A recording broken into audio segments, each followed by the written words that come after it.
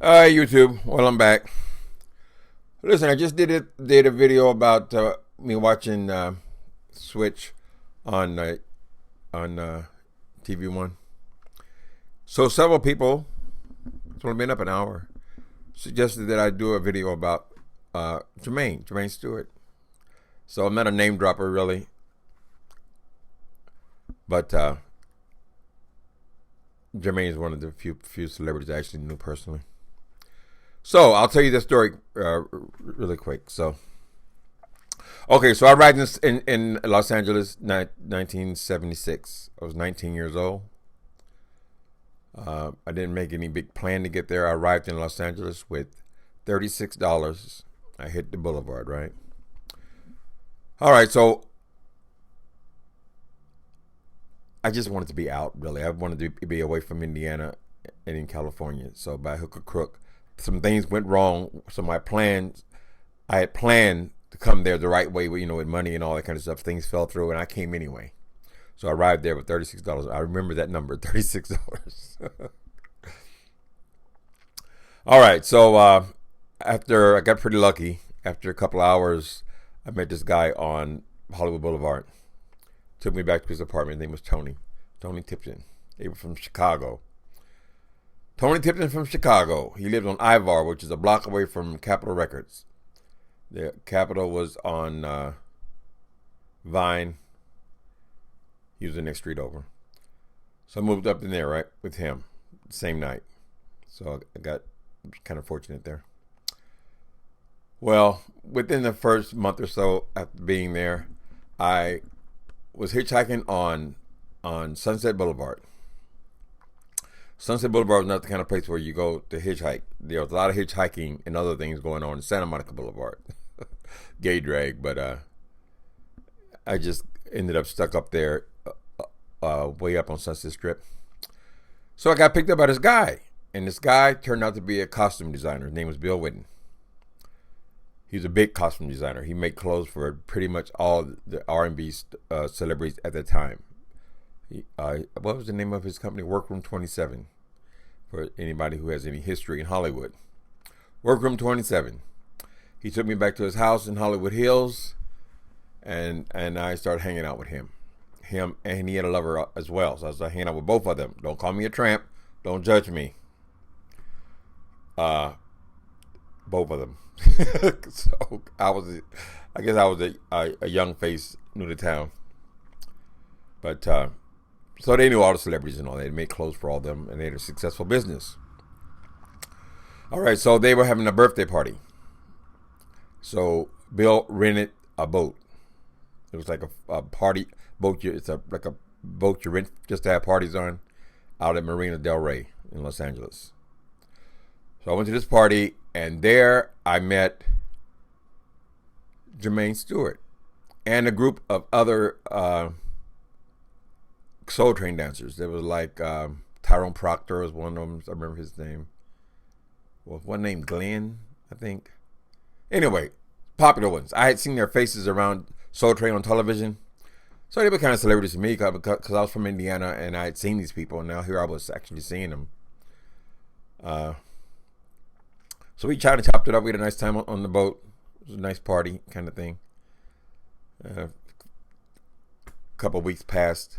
So I was coming out of the apartment where I was staying with Tony, and there I saw 2 buildings down Jermaine Steward. He lived 2 doors down. So we started up a conversation. Hey, I met you on the boat a couple of days ago. Right, so he's still telling me this story. Man, I'm having issues. They're trying to throw me out of here. He was being evicted from this apartment. Right? I don't remember if it was the first initial meeting or a couple of days after that, but he was being evicted from this apartment 2 doors down from where I was staying. Now I was just crashing at this people's house. Right? But Bill and his partner had agreed to get me an apartment. Okay, so let me try to put it together in my head real quick. Okay, so I couldn't have had the apartment right then. Okay, so first I identified that they lived 2 doors down. There was no conversation about the eviction. We would see each other coming back and forth to the apartments and things like that. They were Soul Train dancers were very broke people. They didn't pay them. All they gave them was dinner at Kentucky Fried Chicken. That's all they got. They got box lunch, and then they have to always have all these fabulous outfits on, right, for television. So the show would slip some of them stipends for buying clothes, right? So anyway, we started chopping it up, and Jermaine was telling me about how to get a stipend for the clothes, but it wasn't enough. So he, hoping he doesn't get mad, that his people get mad at me, but he would do what he's called Gucci. So he started telling me all about Gucci in Beverly Hills, which that was boosting, right? So they were stealing a lot of those clothes. I mean, imagine that now. They're on Soul Train, they're on national television. They're not being paid anything other than $3 dinner, lunch, and they get a stipend, but just to buy clothes. So they had all those clothes they were stealing. Put it like that. Anyway, so we started talking a lot after we got very comfortable. So we became kind of friendly, just as neighbors kind of thing. I didn't live at that apartment. I was just crashing there. All right, so a little time went past. Stephen and Bill, I guess they were getting kind of bored with me being at their house all the time, because I stayed up in there. They had this beautiful house up in Hollywood Hills. But I don't know if it was that necessarily. They just said that they would get me an apartment though. It was time for me to have my own place. So I was mostly in that guy's apartment, Tony's apartment, but I would go up their house on a weekend. So anyway, Steve and Bill said they would help me get an apartment. So I got this really nice apartment right over by Grauman's Chinese Theater. I was 19 years old. Moved, got my own place. Okay, about 2 weeks after I got the place, I was back over visiting Tony, and I saw that Jermaine was being evicted. Okay, that's how it happened. Jermaine was being evicted, right? So he said they were telling him he had to get all this shit. The marshals had come, and they were putting his stuff out on the sidewalk. He was starting to move stuff out there. Where's your truck and all that? Didn't even have a truck. You're going to move in a cab. So I said, well, listen, I just got a brand new apartment. I got no furniture in it, but you're welcome to come there. So he came to my apartment, and that's how we became roommates. He moved into my apartment over there on Orchid Street. So, and we got to be friends. I mean, it was a studio apartment. It's a nice apartment, but it was a studio apartment, and we lived there together. Sometimes I would come home, and Miss Jody Watley would be in my living room, or sometimes I would come home, and a couple of times where this Bobby DeBarge would be there, and his boyfriend. So he always had celebrities. He was always doing something. Jermaine was extremely popular. He was a popular person. Even before he got any kind of music career going, he was very popular, particularly with the Soul Train gang. They all liked him. Shalimar, they were charting. They had records. They were doing very well. Bobby, they were doing very well. They were having chart records. And he was hanging out with a lot of Hollywood type people. Studio. He was still broke, but you never know it the way he lived. Anyway, so I would ask him. I said, "What about any career ambitions?" I think at the time I wanted to be. I'm embarrassed to say I wanted to be a comedian, which I nobody's comedian, but that was what I was telling myself as a 19-year-old boy, and he didn't think he could sing. He said he likes to dance, but he know that they wouldn't be able to dance much longer. He wouldn't mind being in like on a Broadway show or something like that.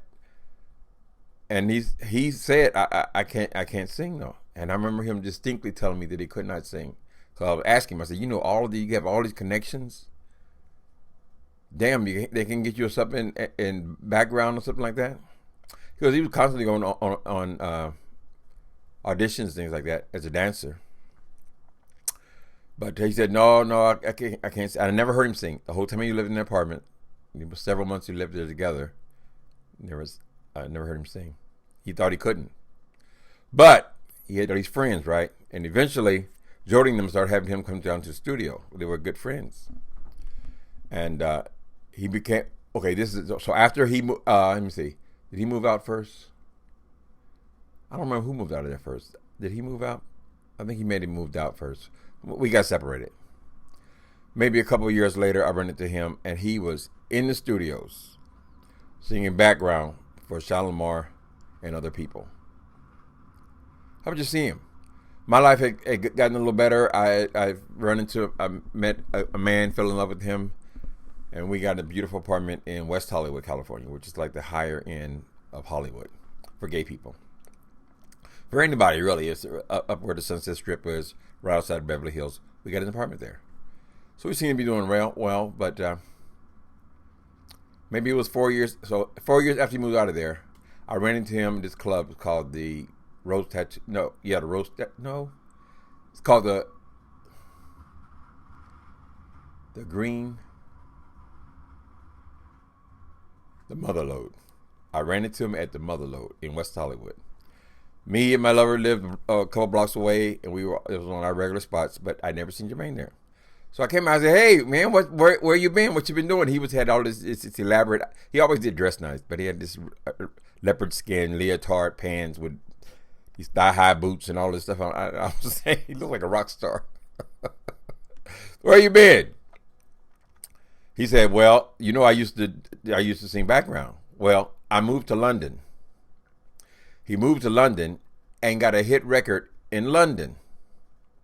And I think it was a song called "The Word Is Out." That you and I been getting it on. You know the word is out. Like that. And so I'm going to tell you, I can talk forever, but I'm just going to tell you a couple of stories. Okay, so I ran into him. He had this record out. He was very excited. He got a hit record in London. He came here. He moved back to Los Angeles, right? And he had to get this really nice apartment on Hollywood Boulevard. I forget what it's called. Franklin Towers, I think it was called. And so we were out partying. Now, I had just started to get high. Just started a little bit in the bars, right? So Jermaine and I went out. Okay, so Jermaine and I went out, and we met this guy at Studio One. There was two guys, nice suburban type guys, squares, right? So we go out and party with them, you know. So we were going out to various clubs. A few people knew who Jermaine was, kind of thing. Speaking, hey, chow chow, and all this. He was never in the closet, so Jermaine was very gay. Anyway. So we met with these two guys, and when we went to one of these clubs, now I had just started doing drugs, right? Drugs are expensive, and I didn't know I was capable of anything scandalous because I hadn't done any scandalous moves because I had just started doing drugs. Maybe a month before that, a little bit, and then anyway, so we got in the car with these guys. We went to the club, and as we were getting out of the back seat, me and the one guy was in the back seat. And him and other. Now, Jermaine was not interested. These are two white guys. Jermaine was not interested in them that way. We were just out partying together kind of thing. But I did like the one that was in the back seat. So we were kind of making out back there. And in the midst of us making out in the back seat, the man's wallet fell out onto the seat. I'm sorry. Don't judge me. Don't do it. Okay, so of course that went into my pocket, right? And so we got out of the car. It was so embarrassing, so humiliating. When we got out of the car, the guy checked for his wallet. Now, it was only us four in the car, and I was in the back seat with this guy, right? And so the guy said his wallet was missing. You know, Jermaine's looking at me. I'm looking at him. And, you know, everybody knows I've stolen this man's wallet, right? So I had to do the thing. Oh, here it is. Here it is underneath the seat. It was so goddamn embarrassing. That was our big date. All right, go forward a little bit. He got another record. So now I was running into Jermaine, and I had just drifted off to being a dope fiend quick. It happened quick. Within a year, I was out on the street hustling. And Jermaine would see me, he'd give me $20, $30 sometimes. And he was doing well. He had a new Jaguar, and he lived up in his high-rise apartment, and he had, I think, two records, something about cherry wine, drinking cherry wine, whatever. And so, and I had become a bum. So the last time I saw him, I was a bum. It wasn't the very last time I saw him. The last time I saw him, I was in San Quentin prison. I was coming out by the visiting room, and he was there visiting somebody. This must have been about 1992. That's the last time I saw Jermaine. Okay, did I do a quick story there? But that was my old buddy, Jermaine Steward. That's the Jermaine story. Later, guys.